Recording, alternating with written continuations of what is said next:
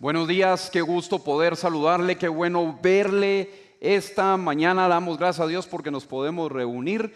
Y a usted que nos está viendo por internet, televisión o escuchando en la radio, también le damos la más cordial bienvenida a este segundo servicio de la Frater. Y estamos muy emocionados porque estamos entrando a una nueva serie. En enero estuvimos en la serie No Olvides. No olvides, y hoy estamos entrando en una nueva serie que se llama Conectados, y específicamente durante esta serie vamos a estar viendo el capítulo 1 del libro de Colosenses, y vamos a estar viendo el libro de Colosenses en otras series, pero el libro de Colosenses es una epístola, y cuando hablamos de una epístola tenemos que tener algunas características y saber cómo leer una epístola. Tenemos que entender que una epístola es una carta que llegaba a unos destinatarios y cuando ellos la leían, ellos sabían por qué el autor de la carta les estaba mandando y les estaba escribiendo lo que en esa carta estaba. Cuando nosotros la leemos, no tenemos todo el contexto. Es como que usted agarre un correo de un compañero de trabajo donde usted no tiene el contexto y empieza a leerlo y aquí qué pasó. O empieza a leer un correo, una carta que usted se encuentra en la calle y usted dice, y esto no entiendo, pero ni papa. No entiende porque no tiene el contexto. Entonces, las epístolas, para hacerle una interpretación correcta y entenderlas, tenemos que entender 4 contextos. El contexto literario, el contexto histórico, el contexto gramatical y el contexto léxico.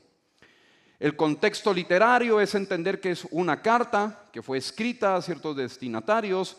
El contexto histórico es lo que vamos a ver más que todo hoy en este tema para que usted pueda ir entendiendo y los próximos temas sepamos cuál es el contexto histórico de la carta. El contexto léxico es cuando usted empieza a encontrar palabras repetidas en la carta, subráyelas.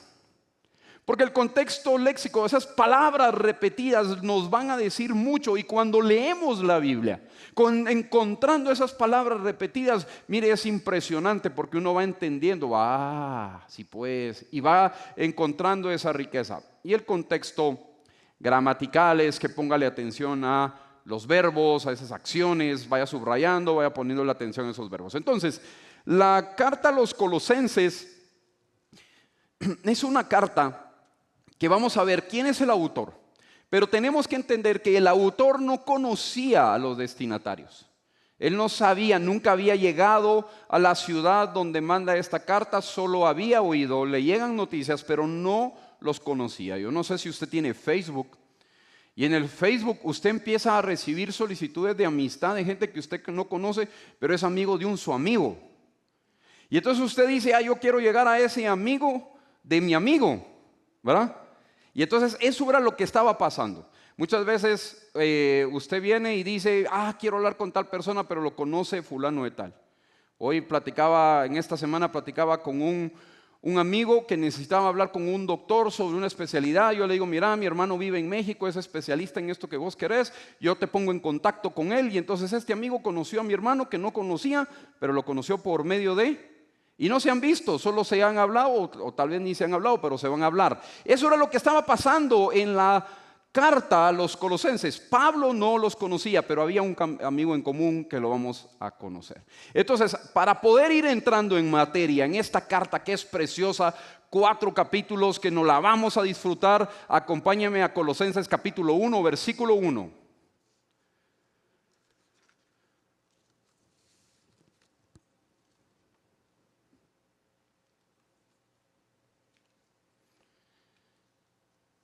Colosenses capítulo 1, versículo 1.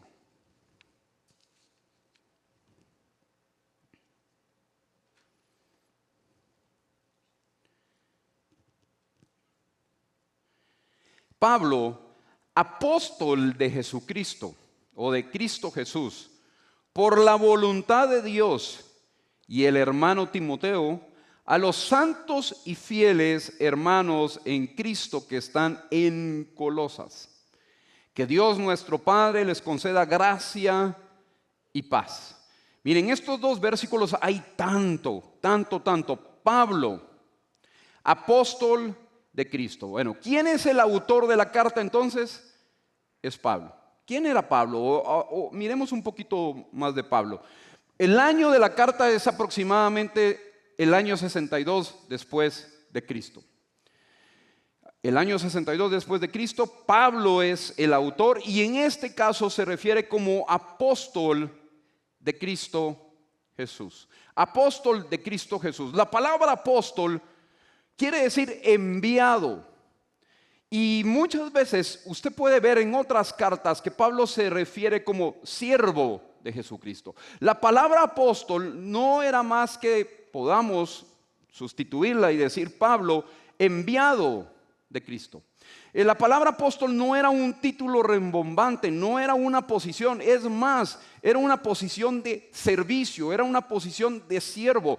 Cuando Pablo dice yo apóstol de Jesucristo, está diciendo yo soy un siervo de Jesucristo, soy un enviado de Jesucristo. Póngale atención a la palabra de Cristo Jesús. Pablo, apóstol de, porque ese de da posesión. Él sabía que él era un enviado de Jesucristo, no era un enviado de su voluntad, no era un enviado de él, no era un enviado de hombre. Él aclara y dice, cuando escribe la carta, Pablo, apóstol de, yo soy posesión de, soy enviado por, soy de Cristo Jesús. Cristo Jesús. Apóstol de Cristo Jesús. Acompáñeme a Gálatas 1:1 para poder también ver cómo se describe en esta ocasión, Gálatas 1:1.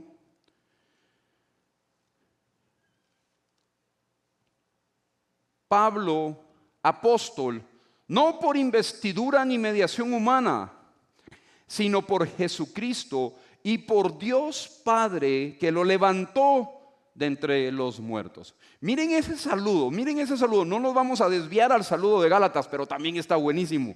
Miren el saludo de Pablo en Gálatas, Pablo, apóstol, y ahí especifica un poco, ese apóstol, o sea, ser ese apóstol de Cristo Jesús significa que no por investidura ni mediaciones humanas, sino por Jesucristo y Dios Padre, y hace la relación entre Dios Hijo y Dios Padre, Jesucristo y Dios Padre que lo levantó de entre los muertos. Dios Padre levantó a Dios Hijo de entre los muertos. Dios Padre levantó a Jesucristo entre los muertos. En ese pasaje Pablo deja claro eso. Entonces volvamos a Colosenses capítulo 1, versículo 1. Pablo, apóstol de Jesús por la voluntad de Dios. Mire qué interesante, porque dice Pablo, yo soy enviado de Jesucristo. Yo soy enviado, soy de Él, por la voluntad de Dios. Por la voluntad de Dios. Pablo sabía su condición de pecador. En otra carta él dice, yo soy el más pecador de todos. Él era un judío, pero que por razones que vivía en donde vivía, también tenía ciudadanía romana. Entonces, a pesar de ser judío, como también era romano, muy probablemente él tenía muchos recursos. Y eso lo que hacía era que podía tener buenos estudios. Pablo, por ser judío, conocía las escrituras desde muy pequeño. Pablo, por ejemplo, de 5 a 10 años, aprendió las escrituras, estudió las escrituras. Y de 5 a 8 años, Pablo estudió las tradiciones judías.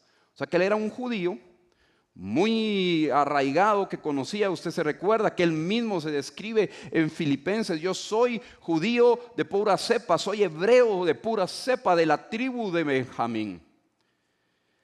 Pablo conocía, fariseo de fariseos, Pablo conocía las escrituras. Y entonces cuando él viene y dice, Pablo, apóstol de Cristo Jesús por la voluntad de Dios, él sabía su pasado y lo que conocía. Mire cómo era Pablo. Capítulo 8 de Hechos, acompáñeme a Hechos 8. Hechos 8. Ahí está.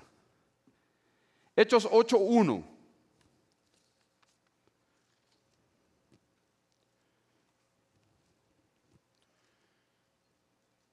Usted sabe que lo que vamos a leer aquí es cuando apedrearon a Esteban por predicar de Jesucristo. Entonces viene Saulo. Ok, Saulo era el nombre hebreo de Pablo. Era el nombre hebreo de Pablo. Saulo y Pablo es lo mismo. Saulo estaba allí aprobando la muerte de Esteban. O sea, el Pablo que dice, yo soy enviado de Jesucristo, yo soy apóstol de Jesucristo por la voluntad de Dios, mire lo que hacía. Él estaba ahí aprobando la muerte de Esteban. Aquel día se desató una gran persecución contra la iglesia en Jerusalén. Y todos, excepto los apóstoles, se dispersaron por las regiones de Judea y Samaria. Versículo 2, mire esto. Unos hombres piadosos sepultaron a Esteban e hicieron gran duelo por él. Saulo, nuestro Pablo que estamos estudiando, por su parte, causaba estragos en las iglesias, entrando de casa en casa, arrastraba a hombres y a mujeres y los metía en la cárcel. Este es el Pablo que nosotros estamos leyendo hoy, que por la voluntad de Dios. Este era el Pablo de antes. Este Pablo, por ser fariseo, decía, no, Jesús está mal, y empiezan a agarrar a todos los que predican a Jesucristo. Y entonces ese Pablo, con ese pasado, venía y agarraba, si no amagaba, mire, dice ella, agarraba a hombres y mujeres y los metía en la cárcel. Pablo perseguía la iglesia, pero llega un día y se describe ahí en Hechos 9, donde Dios se le aparece a Pablo y hay una conversión de Pablo, y Pablo es llamado a predicar el evangelio, y no solo a los judíos, sino que por ese contexto que él tiene de ser gentil, por ese contexto que él tiene de los romanos, no de ser gentil, sino que de estar entre romanos, él viene y empieza a predicarle a los gentiles. Y Pablo es llamado, y después de ese llamado cambia, ya no persigue la iglesia, ya no hace los estragos que estaba haciendo, sino que viene ahora, dice, por la voluntad de Dios, yo soy un enviado. Porque no fue por cuestión de hombre, sino que fue la voluntad de Dios. Como una persona que perseguía la iglesia, como una persona que destruía la iglesia, ahora viene y dice, yo soy enviado de Jesucristo. Solo era la voluntad de Dios. Él lo conocía. Imagínense cuando entraba a la iglesia. Alarán, ahí viene el que nos persigue. Todo el mundo le debe haber tenido miedo al principio. Si usted oye que hay anda uno ahí que anda metiendo en la cárcel a todos los cristianos, y usted viene a la frente así escondidas, ¿verdad? Y en eso entra ahí por la puerta. Se esconde, se pone la mascarilla así hasta arriba, ¿verdad? Para que no lo reconozca. Imagínense, Pablo sabía del pasado, pero del pasado que él tenía no le estorbó. Él entendió que había un cambio en su vida, que Dios había llegado a su vida, y que ese pasado ya no lo ataba, que ese pasado ya no decía quién era, sino que él decía, la voluntad de Dios es que yo predique el evangelio. Que el pasado no le persiga, iglesia. Que el pasado no le diga a usted que usted no puede ser un siervo de Dios, que usted no puede ser un hijo de Dios. Que el pasado que usted tiene no lo condene. Que el pasado entienda que es parte de la voluntad de Dios y que Dios está haciendo algo en usted. Yo, Pablo, apóstol por la voluntad de Dios. Por la voluntad de Dios. Y el hermano Timoteo, Pablo está, recuerde, otra cosa interesante que tenemos que recordar y no podemos de olvidar es que Pablo, cuando está escribiendo esta carta, está preso en Roma. Él está preso por predicar el evangelio. Él tiene noticias, vamos a ver un poco quién le lleva las noticias, pero él viene y desde la cárcel escribe esta carta. Y él está con Timoteo. Y el hermano Timoteo, a los santos y fieles hermanos en Cristo que están en Colosa. Y ahí aquí encontramos los destinatarios. Aquí encontramos el lugar, a quien escribe la carta y quiénes son los destinatarios. Y entonces miremos un poco quiénes son los destinatarios. A los santos y fieles hermanos en Cristo. A los santos y fieles hermanos en Cristo. Ok, me quiero detener y quiero llamar su atención en la palabra hermanos. Recuérdese que los colosenses, ahorita vamos a ver, los colosenses en su mayoría eran gentiles. Recuérdese que los judíos despreciaban a los gentiles, el evangelio no podía ser predicado a los gentiles, pero se empieza a predicar, o los judíos no aceptaban a los gentiles y entonces Pablo empieza a predicar el evangelio, porque él entendía que Jesucristo había venido por los gentiles también. En Efesios él dice, porque ya no hay ni judío ni griego, ni esclavo ni libre, sino que somos uno. Entonces Pablo empieza a predicarle a los gentiles. Y cuando Pablo dice aquí la palabra hermanos, eso tiene una connotación bien fuerte, porque lo que está diciendo es que tanto judíos como gentiles somos del mismo Padre, somos adoptados. Somos del mismo Padre, ahora estamos relacionados. Y sabe una cosa, usted y yo somos hermanos también. Porque tenemos un Padre, hemos encontrado la salvación y formamos esa comunidad y somos hermanos. Entonces, esa palabra hermanos es bien fuerte porque está diciendo, ustedes gentiles son parte de esto, son hijos también. A los santos y fieles, hermanos en Cristo que están en Colosas. Mire cómo los describe como santos y fieles, los hermanos santos y fieles. Ahora, antes de entrar a ver estos adjetivos santos y fieles, ¿cómo se entera Pablo o cómo lleva la carta Pablo a los colosenses? Y la lleva por medio de alguien que vamos a ver muy rápido que se llama Epafras. Colosenses capítulo 1 versículo 7. Mire lo que dice. 1:7. Así lo aprendieron de Epafras, nuestro querido colaborador y fiel servidor de Cristo, para el bien de ustedes. Pues fue Él quien nos contó del amor que tienen en el Espíritu. Ok, aquí mira usted cómo empieza a funcionar Epafras y cómo está Epafras. Epafras era el amigo en común entre Pablo y los colosenses. Epafras conocía a los colosenses y conocía a Pablo. Pablo envía la carta y Epafras le lleva las noticias a Pablo del amor que ellos tenían. Miremos algunas características muy rápidas de Epafras. Colosenses 4, capítulo 12, versículo 3. Colosenses 4, 12 y 13. Colosenses 4, 12 y 13. Les manda saludos Epafras, que es uno de ustedes. Este siervo de Cristo Jesús está siempre luchando en oración por ustedes, para que plenamente convencidos se mantengan firmes, cumpliendo en todo la voluntad de Dios. Mire cómo describe Pablo a Epafras. Es uno de ustedes, este siervo de Cristo Jesús está siempre. ¿Cuántas veces estaba? Siempre. No algunas veces, está siempre luchando en oración por ustedes. Y miramos una característica para aprender de Epafras. Nosotros tenemos que luchar en oración, tenemos que preocuparnos por los demás, luchar en oración. Él está siempre luchando en oración por ustedes, para que plenamente, y es por esto era lo que oraba, para que plenamente convencidos se mantengan firmes, cumpliendo en todo la voluntad de Dios. A mí me consta, mire, dice el versículo 13, a mí me consta que Él se preocupa mucho por ustedes y por los que están en la Odisea y en Hierápolis. Eran otras ciudades. Él se preocupa, subraye, mucho por ustedes. Mire qué bonitas las palabras que describe Pablo de Epafras. Que nosotros seamos recordados así también cuando nos muramos, o no cuando nos muramos, sino que todavía. Es que Juan se preocupa mucho por los hermanos, se preocupa mucho por las personas. Aquel servidor, ¿conoce a aquel servidor? Sí, aquel servidor. Él se preocupa, atiende. Características de Epafras. Vuelvo al versículo 7 de Colosenses 1. Así lo aprendieron de Epafras, nuestro querido colaborador. ¿Cómo se describe o cómo describe Pablo de Epafras? Era un querido colaborador. Que se describa de nosotros también así. Un querido colaborador. No que la harán ese cuando se le pide colaboración. Como alega.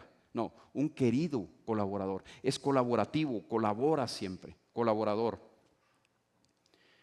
Él fue quien contó del amor que tienen en el Espíritu. Así que entonces Pablo escribe esta carta a los hermanos por medio de Epafras. Ya vimos algunas características de Epafras, pero dice a los santos. A los santos. ¿Sabe una cosa? Usted y yo, esa palabra santo quiere decir apartados. A los santos. Él describe a los colosenses como santos. Y de igual manera nosotros hemos sido santificados por medio de Jesucristo. Empezamos ese proceso de santificación, no por nuestras fuerzas, sino que porque Él nos santificó. A los hermanos santos y fieles. Hermanos santos y fieles. La palabra santo describe lo que Dios hace en nosotros, pero la palabra fiel describe cómo respondemos a eso que Dios hizo por nosotros. A esa santificación, a eso que nos apartó, ahora venimos y somos fieles a Él. Le empezamos a seguir. Entonces, ellos son los destinatarios, los colosenses, santos y fieles. Pablo, apóstol de Cristo Jesús por la voluntad de Dios, y el hermano Timoteo a los santos y fieles hermanos en Cristo que están en Colosas. En Colosas. Ok, entonces Colosas era una ciudad que lo que hoy se conoce como Turquía. Esa era la ciudad, era una iglesia muy joven que estaba empezando, era una iglesia que se había formado, que muy probablemente Epafras la empezó a formar. Y era una iglesia muy joven. Y mire cómo termina diciendo Pablo. Pablo, apóstol de Cristo Jesús por la voluntad de Dios, y el hermano Timoteo, a los santos y fieles hermanos en Cristo que están en Colosas.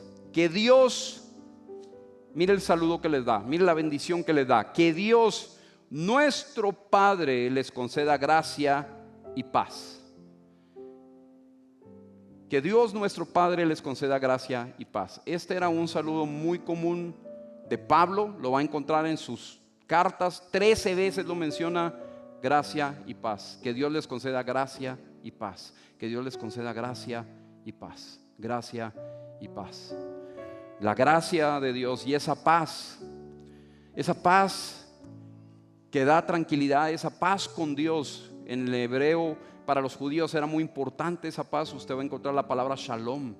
Y eso es lo que Pablo está diciendo. Pablo está diciendo que la gracia y paz. Que la gracia y paz. Y sabe una cosa, usted y yo hemos encontrado esa gracia y esa paz.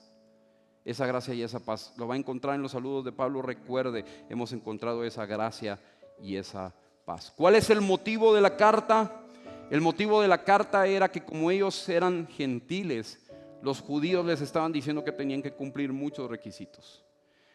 Los judíos les estaban diciendo que tenían que cumplir algunas cosas para poder llegar y crecer espiritualmente y poder agradar a Dios.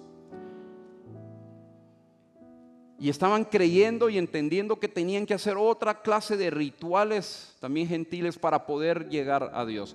Pero Pablo en esta carta les va a explicar que Cristo es suficiente para ellos, que Cristo es el que los puede llenar, que no necesitaban cumplir rituales, sino que solamente Cristo era el que los llenaba. Mire lo que dice Colosenses 2:16.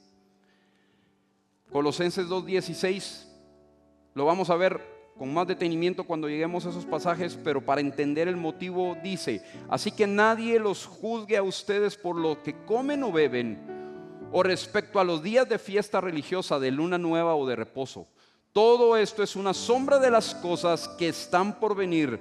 La realidad se halla en Cristo. Entonces todos esos rituales no podían llenarlos, y Pablo les escribe porque es Cristo el que los llena. Colosenses 2:8. Cuídense de que nadie los cautive con la vana y engañosa filosofía que sigue tradiciones humanas, la que está de acuerdo con los principios de este mundo y no conforme a Cristo. Toda la plenitud de la divinidad habita en forma corporal de Cristo, y en Él, que es la cabeza de todo poder y autoridad, ustedes han recibido esa plenitud. Entonces el motivo era para hacerlos entender, para corregir, que estaban creyendo que la plenitud la iban a encontrar en rituales y en cosas, y Pablo les dice: es en Cristo. Es en Cristo y solamente en Cristo. Yo le voy a pedir que se ponga de pie y que ahí podamos tener un tiempo y decirle gracias. Gracias porque en ti encontramos esa plenitud, porque tú eres quien llena nuestras vidas. Tú eres quien llena nuestras vidas. Gracias, Dios, gracias. Señor, yo te pido hoy por cada uno de los que estamos aquí, gracias porque tú nos has amado, porque nos has rescatado, nos has salvado, nos has hecho hijos tuyos. Hoy podemos llamarnos hermanos. Gracias, Señor, porque tú nos has santificado. Empezamos ese proceso de santificación y somos santos. Santo, Señor, queremos serte fiel a ti, queremos ser fieles a ti. Ayúdanos a ser fieles. Ayúdanos a ser fieles en cada día de nuestras vidas, en cada paso, en cada decisión. Gracias, Señor, gracias. Y que podamos también ser como Epafras fue, que podamos ser colaboradores, que podamos estar al servicio de otros, ayudando a otros, preocupándonos por otros. Gracias, Dios, gracias, gracias, Dios, gracias. Señor, hoy entendemos que en ti estamos completos, que tú eres quien llena nuestras vidas. Muchas gracias, Dios, gracias. Yo quiero que siga con sus ojos cerrados y le quiero preguntar. Tal vez usted está aquí y me dice: Jorge, yo me siento lejos de Dios. Yo me siento lejos de Dios. He creído que tal vez son los rituales o las cosas que tengo que hacer para acercarme a Él, pero hoy entiendo que es por medio de Jesucristo. Hoy entiendo que Jesucristo murió por mí, resucitó por mí, y que ese es el mensaje.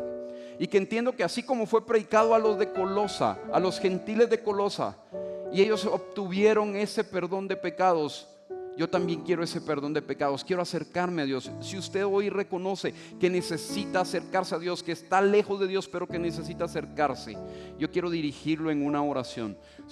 Si usted quiere hacer esta oración, levante una de sus dos manos indicándomelo, por favor. Levante una de sus dos manos con toda confianza. Indíqueme ahí si usted le quiere decir: Jesús, aquí está mi vida. Te necesito como mi Señor y Salvador.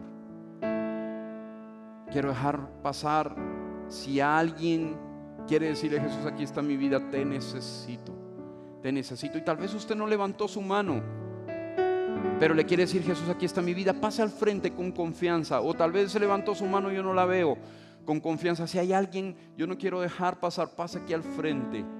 Pase aquí al frente. Yo le quiero dirigir en esta oración.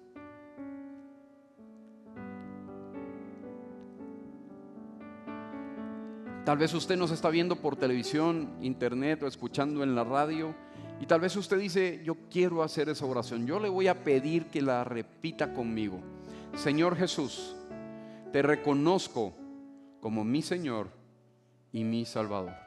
Te pido perdón por todos mis pecados. Reconozco que moriste por mí y que resucitaste por mí. Quiero ser tu hijo. Sé mi Salvador. Sé mi Señor. Amén.